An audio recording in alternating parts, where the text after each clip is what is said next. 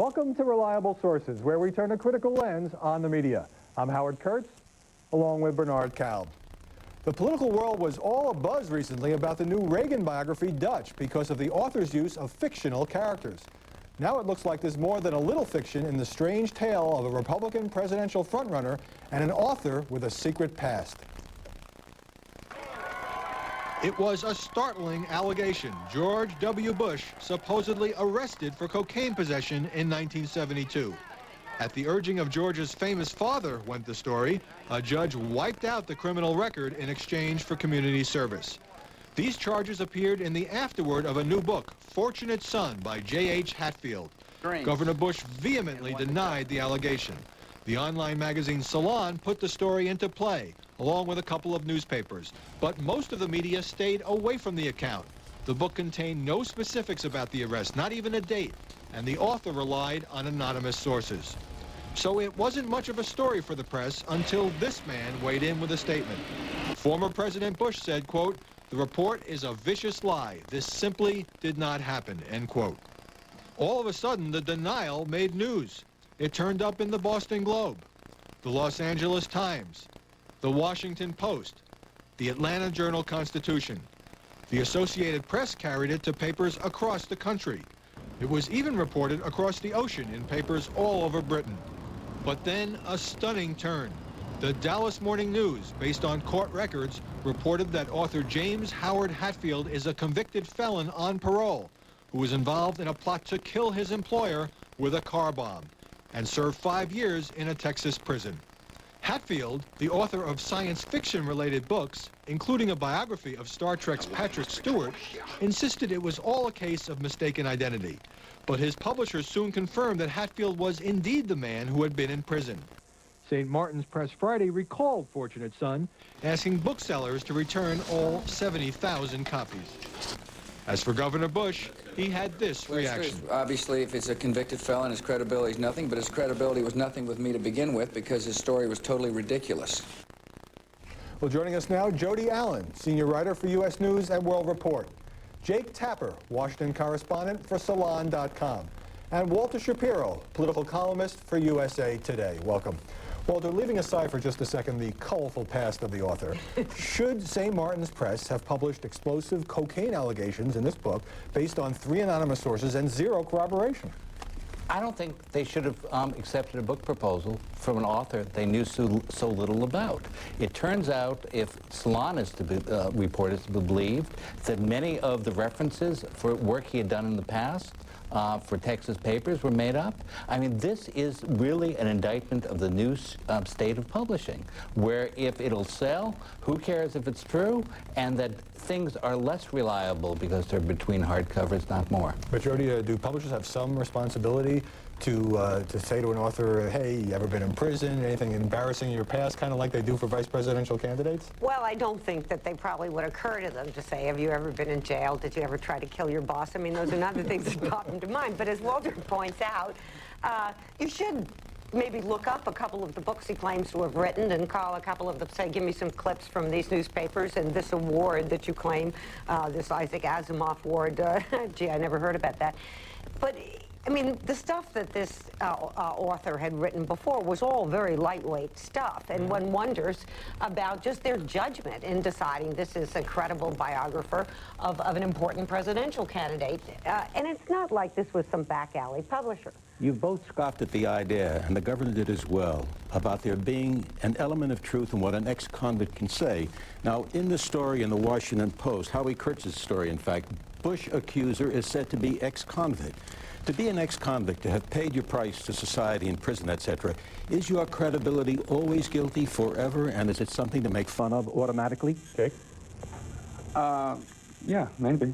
I mean, the bottom line is that I think that the Walter and Jody are right. I mean, the state of publishing has definitely gone down, and I don't know that St. Martin's was as responsible as they should have been when it came to, assessing this author's background and credibility. I know that Salon, we reported on the story because, a major New York publisher was coming forth with a book with these explosive allegations. We also made sure that the Bush people had their denial of it in play, and then we, more than anyone except for possibly the Dallas Morning News, have gone on to to look into this author's history and assess his credibility and poke holes in it. And the bottom line is that this author's credibility was nil, and I think that because of our work and because of what the Dallas Morning News did, St. Martin's has taken this book off the shelves. Let's just go over the Yeah, it doesn't seem to me that Jake is, not to be too contentious here, but I don't think you quite told the Salon story exactly right. Salon put this story in play in a gossip column last August. The author himself says, and Salon did that on the basis of an email. Correct. That had been circulating around, and you can find an email to say anything. Right, but that was a gossip columnist. No, but that's not an acquittal. Sorry. You've given Gary Bauer magazine- rumors started with a gossip columnist. You've given your own Salon an extravagant acquittal. Yeah. As Jody points out, it was an anonymous email to someone you call a gossip columnist. She checked it out. There was no corroboration. You had a denial from the Bush community. But the fact is, as you say, you put it in play. Why was not that stopped? And the book author himself says that that item was the inspiration for his quickly adding this chapter on the back of the book. Well, what happened was there was this anonymous email going through. Everyone was getting it, everybody in the media, and I think our gossip columnist, which is where an appropriate venue for this, called the person who ran this community center and ran the entire. We just ran the transcript of the interview with this woman, and she just talked about, and you know, she gave some evasive answers, some not, and basically we thought that by doing that we were hashing out the story and assessing the credibility. Let me also say it is important, and it is an important distinction to say that this was in our gossip column and not on our news page, and there is a difference between the two. I think it is increasingly a small difference. Gary Bauer had to do an embarrassing press conference to deny ludicrous rumors that he was having an affair with an aide because of an item in the Daily News gossip column. We are about to hit the primaries where we're going to have a primary every 2 minutes in the front-loaded schedule, and I am panicked at the fact that one of these stories, maliciously false, will get into the mainstream press on the eve of an important primary, and large numbers of voters will vote on the basis of it. While we let Walter calm down for a minute, I was more troubled actually by, it is true, Salon did a very good job of poking holes and going after it, but Salon also took the position, as did some other news outlets, that because this was a book that was published by a reputable publisher and contained these allegations, that therefore it was worthy of transmission. One other note in terms of the chronology of this, lots of newspapers, including my own, stayed away from this initially, but then ran the stories when former President Bush called it mindless garbage and so forth. And that leads me to the question, Jody, is a denial enough to publish allegations that otherwise you would shy away from because they're rather thin? Well, you couldn't have ignored his denial. I think it's unfair to say, oh, well, look, he made the story by not denying it, because some people, Jake among them, have said, oh, well, Bush's problem is he doesn't give a strong enough denial on the cocaine question, and that's what keeps it alive. He came out and slapped this one, and it is obviously then going to get into the mainstream It's not that press. he's never given a strong enough denial to the cocaine question. He's never denied, and he's never been upfront about that issue. Now, I personally, this is not my favorite story. This is not an issue I like talking about. I'm much more interested in Bush's policies. But the bottom line is that George W. Bush has never given a straight answer to that question. And whether it's Salon or St. Martin's or the New York Times, it's going to dog him, I think, forever until he addresses it. And if he hadn't responded to this book coming out, you would have said the same thing. He had to answer. There was a calendar on this particular allegation in the whole question of cocaine and Governor Bush. That is, he's rejected the idea that he's used anything for 25 years. This book goes back 27 years, I think. It's a couple of years earlier. This seems to be the platform on which Governor Bush should knock that story apart once and for all and be through with it forever. Okay. It still hangs in midair. Well, I just wanted to make the point, because you earlier raised the question, Bernie, about is your credibility shot forever if you once served time in prison? But James J.H. Hatfield, the author, continues to insist that he is not James Howard Hatfield, the ex-con, despite the fact that there's a parole officer who I talked to and a lot of court records that seem to suggest otherwise. So that goes to the question of credibility. When we come back, Elizabeth Dole says farewell to the presidential race. Did the press give her an unfair ride on the campaign trail? Welcome back to Reliable Sources. Ms. Jody Allen, did Elizabeth Dole get more coverage by the press because she was a woman? She talked about the historic nature of her candidacy, or did she get slighted by the guys? No, I don't think she got slighted by the guys, and I think that this is a path-breaking thing. I don't think the press did an unfair job. Yes, there was an interesting piece in the Wall Street Journal this week pointing out that there was much more attention paid to her clothes than to those of any of the male candidates, but of course she is a woman, and as you say, she ran on that platform, make history, and her style is bright colors, and you're going to notice them. That can be an advantage. Walter, did it turn out that she was a victim of not enough money or not enough agenda? After all, John McCain his war chest is rather modest, but he's in there scrambling and getting good coverage. I think her big problem was that she and McCain were fighting for the same moderate Republican vote. And I also think the press is complicit, not in not giving her enough attention, but playing up the money, playing up the early polls, playing up the Iowa straw poll, all of which has the result of forcing now 4 candidates out of the Republican field before anyone got a chance to vote. But picking up on that point, Jake, did the press sort of totally swallow her spin that her withdrawal was totally about lack of fundraising? I mean, maybe she just wasn't a very good candidate. Well, both. I mean, and then one feeds off the other. One of the problems she had, one of the biggest problems she had, was that it's really tough for any of these Republican candidates to compete with George W. Bush, who has an astronomical amount of money and an astronomical amount of support and endorsements. And whether you're John McCain or Lamar Alexander or Elizabeth Dole, you just can't compete. I think Elizabeth Dole was hampered by a lot of things, one of which was the fact that she didn't really have a message as a candidate. But I think most of all, the fact is that George W. Bush is just so strong, it's tough for anyone to get in there. But you're saying you just can't compete, but McCain is competing. He's picking up traction as we go along, and he's also complaining about the fact that there aren't enough chips to go around and advertise his name. Well, we say he's competing because he's at 21% in the polls in New Hampshire, while George W. Bush is at like 45, and also because, we're journalists and we like a fight, and also because McCain's charming and kind of a maverick. But realistically speaking, George W. Bush is way ahead of everyone. Well, one of the things that Elizabeth Dole didn't do very much of was go on television. Everybody wanted to interview her, and she avoided those situations, and that didn't get pointed out very much. Also, the fact is that she never had a way of attracting staff. There was always something so wound up about her presentation. It was always the same speech. But what about the press coverage of that? And the press coverage, yes, we get frustrated with people who are totally scripted. It's why there is so much affection in part for John McCain, who is an unscripted candidate. But still, I mean, you do have to point out that she was doing considerably better in the polls than McCain, the national polls, and went out as the, to be sure, far behind, but second place. So, Jody, is the press too obsessed with the money chase? I mean, if we make a huge deal out of it, then it colors the coverage and it colors the candidate's ability to compete. And it is a self-feeding cycle. I mean, when somebody is, when we run a poll and it shows that George Bush, as he was from the very beginning, was way ahead, the money men look and they give him the money, and that enables him to keep in front. And then we write stories saying that he has an unbeatable lead and so on. But I don't know what you do about that. We'll have to leave it there. Walter Shapiro, Jody Allen, Jake Tapper, thanks very much for being with us.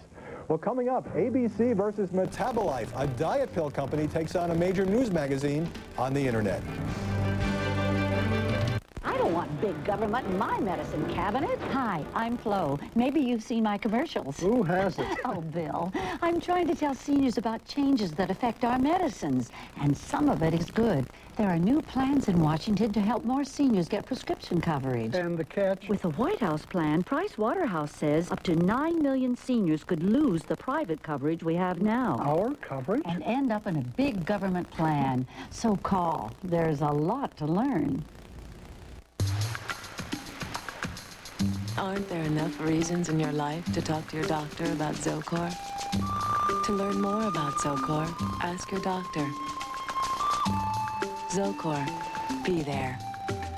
So, Dad, what do you think about mass customization? I'm eating breakfast, Angela. Ah, yes, business school meets the school. I've been there, done that. Dad, my bank does it. If we could integrate all our customer data, we could communicate better with our customers one-to-one. Give them knowledge they can use. Who's going to help manage and produce this? Xerox. Xerox? Since when? Daddy, you need to get out more often. Oh, boy. Keep the conversation going. Share the knowledge. The Digital Document Company, Xerox.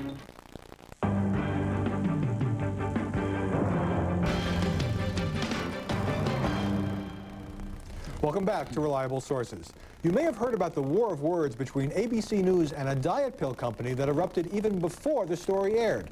The high-profile dispute involved this 2020 report. Tonight we have the report that's been causing all kinds of talk. Arnold Diaz's 4-month investigation into the diet herbal supplement called Metabolife. But this report wasn't the first time many people saw Diaz's interview with Metabolife CEO Michael Ellis. Metabolife had its own cameras rolling while the interview took place. And 10 days before the ABC broadcast, the company did something unprecedented. It put the entire interview on the internet and took out full-page newspaper ads advertising a website where it could be seen unedited. Was Metabolife just trying to intimidate ABC and preempt a critical piece about the safety of its weight loss product? Or was this a justifiable attempt to hold a major news organization accountable? I think all of us would be concerned if these sorts of corporate PR tactics somehow did affect adversely the editorial process. I can tell you that, as a matter of fact, at ABC News, with respect to this piece, it didn't have any effect on us at all, and so it wasn't a problem in this case. ABC declined to provide a spokesman for this program. Michael Ellis, the co-founder and CEO of Metabolife, joins us now from San Diego. Welcome. Thank you. You essentially suggested with your preemptive strike that ABC was about to smear your company, but 2020 let you and others respond to every allegation. Was the program, in your estimation, unfair? Well, I believe the program, to a great extent, was unfair. There was many instances where they could have included things, especially about the safety of the product, that they elected not to include. But were you not given a chance, and a doctor suggested by your company given a chance to respond to each bit of criticism in the program? And that's what journalistic balance is about. Right, and we did respond to that. The doctor they're talking about, they interviewed for almost 2 hours to take, I believe, about 15 or 20 seconds of what he had to say. Mr. Ellis, how much money did you spend on what has been characterized as a preemptive strike against 2020? And was it worth it? Well, I believe it was worth it. I think if we add it all up, it's almost $2 million so that we could get the full story out there. In an interview with PBS, you characterized the ABC piece as a washed-down hit piece. Now, how are you in a position to make the judgment, to do the arithmetic, so to speak, that it was washed down, that it may not have been precisely what ABC had in mind from the very outset, regardless of your strike? Well, there's many things that we were dealing with ABC over their 4-month investigation, where we gave them information, they were ignoring it, and they even put out a press release that placed Metabolife in an awkward position because it was an absolute false press release. They gave us 5 hours to respond before they were going to do that. We responded, but they issued that press release before we even had a chance to respond. Then they learned later they were absolutely incorrect. An uncharitable interpretation, forgive me, would be that this was kind of a PR stunt by your company to distract attention from the fact that there are legitimate controversial questions about the safety of your product. Well, I've heard that also. What I would ask ABC, as I heard from Mr. Weston, the president of their news organization, is that now that they've done their story, they have no expectation of economic gain any longer. Why don't they give and make public all the outtakes of all the interviews that they've done with the doctors and everybody else involved? We'll, at our cost, put that on our webpage and let the consumer decide if ABC made a balanced story or not. Essentially, and I may be overstating and exaggerating this, you want to rewrite the rules of journalism, particularly television journalism. You said that there was a 2-hour interview with one of the doctors and a few seconds were used. As a matter of fact, there are extensive interviews which distill in just a few seconds to make a point. Are you oversensitive because the fact that the medical profession to some extent has disagreed with the claims of safety that your product claims? No, I'm not. In fact, I think a large segment of the medical community absolutely agrees with us. There is, under declaration in court, 5 experts in the field that have reviewed our science and concluded it's safe, which ABC knew existed, but elected not to put that on the air. And so I think that ABC, I think that format with 2020 is, I believe, more entertainment, but they do create a lot of victims with their entertainment. I think they should be held accountable and open for free debate like we're doing now, the same that Metabolife should be if we're going to represent something. Well, to take but one example from the 2020 broadcast, and we don't have time to get into all the details, but two of the researchers who worked on the very studies that your company cites on the label as showing that Metabolife is safe and effective told ABC that they felt that the work had been somewhat misrepresented. Now, why is that not fair game for journalistic inquiry? Well, that is fair game if it's absolutely so. They should have questioned those physicians also that they did in the studies, it was safety and efficacy studies, and what their conclusion was. It wasn't fair that ABC got on the one St. Luke's study, that they know that we can't release all that information because it's been submitted for publication, and the real researcher of that, the head researcher of that, said that they would not comment, so they went to a researcher that had really nothing to do with the study other than he was approached to publish the study, who ultimately, which we did not know, or the contracting agency that we went through knew that he may be affiliated with one of our competitors. Is this going to become, quick question, is this going to become a standard practice now for Metabolife? Any time one of your top officials is interviewed, off you go in the newspapers and on the web? No, we've been interviewed hundreds of times. In fact, I believe total news stories on television on Metabolife this year alone, it's been somewhere around 1,500 is the last count. Most of them, I would say the vast majority, all balanced. If they did make a mistake, we pointed out and they correct it. This is very unusual for our company. This is not how we do business. Well, one thing you probably accomplished was giving a little ratings boost to 2020. Michael Ellis, CEO of Metabolife, thanks very much for joining us. Thank you very much. We'll be right back with a final word about another high-profile controversy involving ABC News, the latest court decision in the Food Lion case.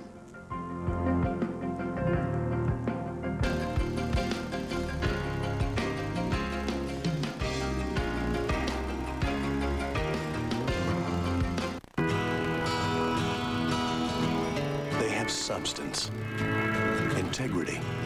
They're the individual pieces that contribute to a greater good, making lives less worrisome, futures more secure. They are the agents of New York life. Their humanity is the stone with which this company was built. They are why New York Life is the company you keep.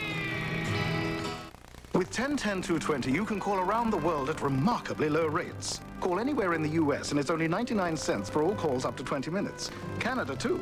But I said the world, didn't I? Call your aunt in Greece, a friend in Italy.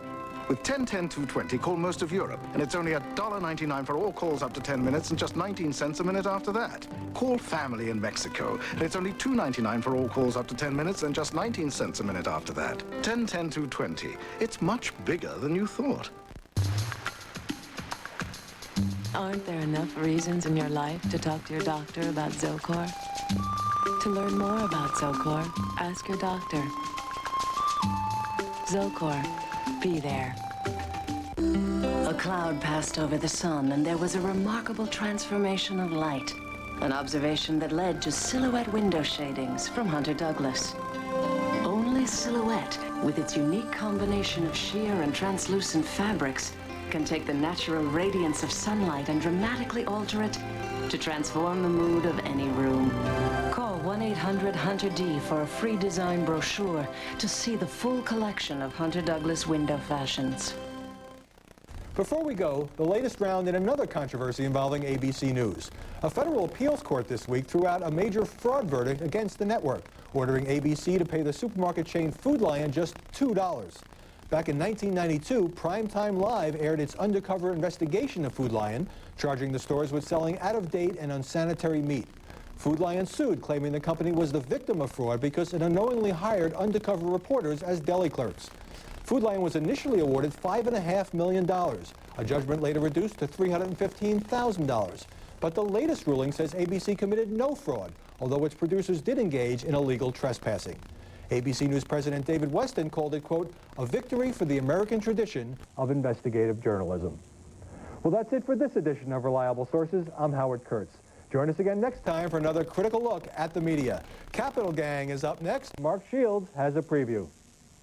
Howie, the House Democratic Whip David Bonya joins the gang to look at the latest budget deadlock. We'll also talk about Elizabeth Doles leaving the race and charges of Republican racism. That and much more right here next on CNN.